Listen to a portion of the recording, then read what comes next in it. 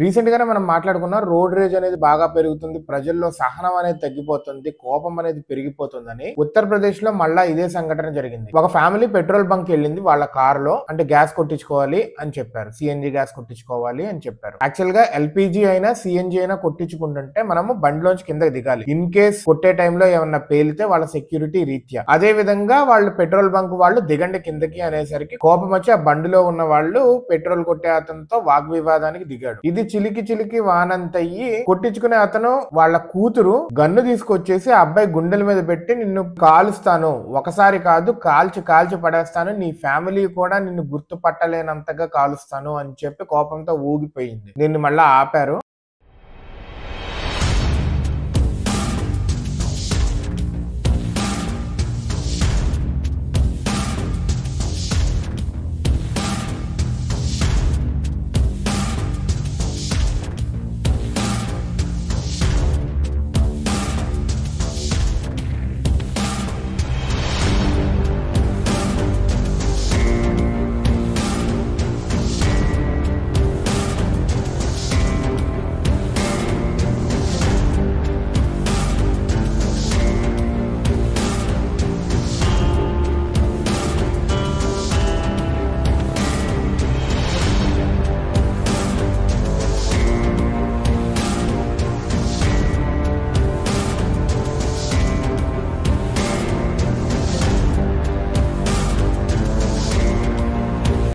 అంటే చూడండి, ఆమె కాల్చలేదు, బట్ గన్ను తీసుకొచ్చి అక్కడ పాయింట్అవుట్ చేయాల్సినంత అవసరం ఉందా? కోపం, సహనం లేకపోవటం, మాట్లాడే ఓపిక లేకపోవటం, మనుషుల్ని అర్థం చేసుకోలేకపోవటం, లోకువ.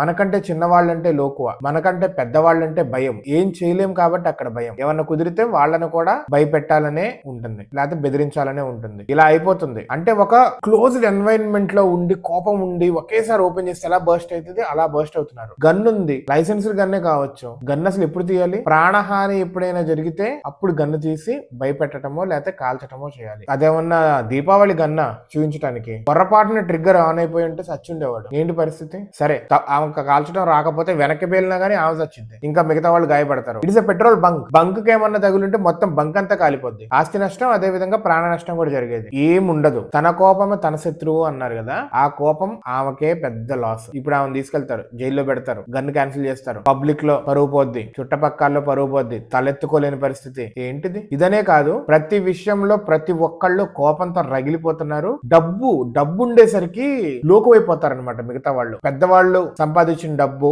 పిల్లలకి దాని విలువకి తెలియకపోయినా, పెద్దవాళ్ళకైనా కానీ అన్కండిషనల్ గా డబ్బు వచ్చేసింది అనుకో, ల్యాండ్స్ ఉన్నాయి, రేట్లు పెరిగిపోయినాయి, లక్షాధికారులలో కోటాను కోటీశ్వర్లు అయిపోయారు అనుకో, డబ్బు ఉంటది ఎక్కువ, సో లోకువైపోతారు మిగతా వాళ్ళంతా. దాని వాల్యూ తెలియదు, కష్టం విలువ తెలియకుండా ఇలా ఉన్న వాళ్ళు నాకు ఎక్కువ తెలుస్తుంది. కోపము, లోకుగా మిగతా వాళ్ళని ఒక రెస్పెక్ట్ ఇవ్వకపోవడం, ఇవన్నీ జరుగుతూ ఉంటాయి. సో ప్రజలందరూ గుర్తుపెట్టుకోండి, రోడ్ రేజ్ కానీ ఇలా కోపాలు కానీ ఎక్కువ వస్తున్నాయి, దానికి బలవద్దు. మీరు కూడా తగినట్టు స్పందించండి. మీరు కూడా ఎక్కువ కోపంతో మిగతా వాళ్ళని లోకుగా ఇలా చూడొద్దు, ఎక్కువ కోపం తెచ్చుకోవద్దు. తన కోపం తన శత్రువు, అది గుర్తుపెట్టుకోండి.